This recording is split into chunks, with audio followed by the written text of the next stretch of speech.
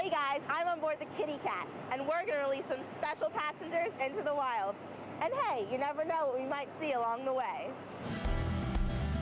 It's a chilly day off the coast of California. But not even gray skies can dampen our excitement as we head under the Golden Gate Bridge. We're traveling out to the Gulf of the Farallones, a protected national marine sanctuary. Later, we'll be dropping off these guys. They're sea lions with a one-way ticket to ride. But first, we're keeping our eyes peeled for some of the largest creatures of the sea. Coming right at us here, we're gonna see flukes. Beautiful. This whale watching trip is part of a program called Vessel Watch, run by Pacific Environment. It's an international nonprofit organization that works to protect the living environment around the northern Pacific Rim. Jackie Dragon heads up the Marine Sanctuaries campaign. Out here, her team of researchers keep track of what they see. It's about protecting the marine life in these waters. What's out here? What kind of whales are we looking for?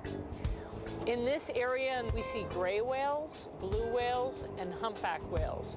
So far today, we've been watching a couple of gray whales, and I think we've seen a humpback or two as well. The trip isn't just about spotting whales, though. It's about spotting ships.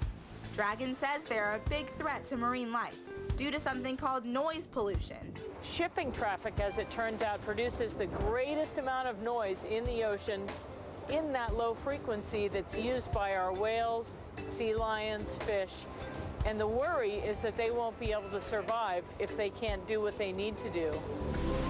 So what does ship noise pollution sound like?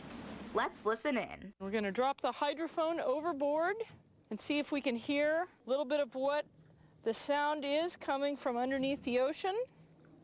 What does that sound like? Train or an engine. That's what it sounds like to me. It sounds a lot like a freight train.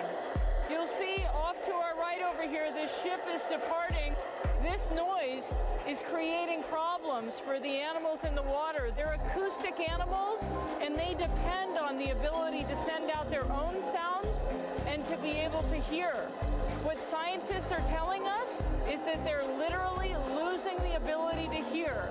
Their own sounds are being masked by the sounds in the ocean, much of it coming from our shipping traffic.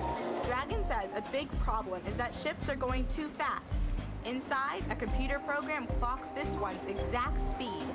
It's traveling nearly 20 knots an hour, which is really not safe for marine life in sanctuary waters.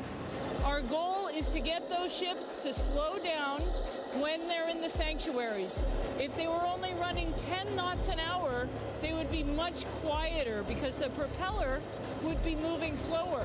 They'd be cleaner, less emissions, and they'd be safer for whales because unfortunately they also run over whales, such as our humpbacks, that live in this sanctuary. Of course, whales aren't the only marine life that need protecting out here. So do our special passengers who won't be riding back with us. Today, we just released 8 California sea lions found stranded on the beaches and other places along the coast here. Michael Conrad is a volunteer with the Marine Mammal Center. Right. A place that cares for sick or injured animals. They were rehabilitated, and basically today we've released them back to the wild. What's so good about the Farallon Islands? Why is it such a good place to release them? The Farallones is a great place to release the animals because there's a good food supply here with the Pacific upwelling, and it's a marine sanctuary, so they're away from highly populated areas where there's lots of ship traffic and other dangers. So it's off to their newfound home with the whales, and time for us to head back to our own. But we're going back with a newfound appreciation for life in the deep blue sea. It's very exciting to know that people are becoming aware of the value of our oceans and why we need to protect them.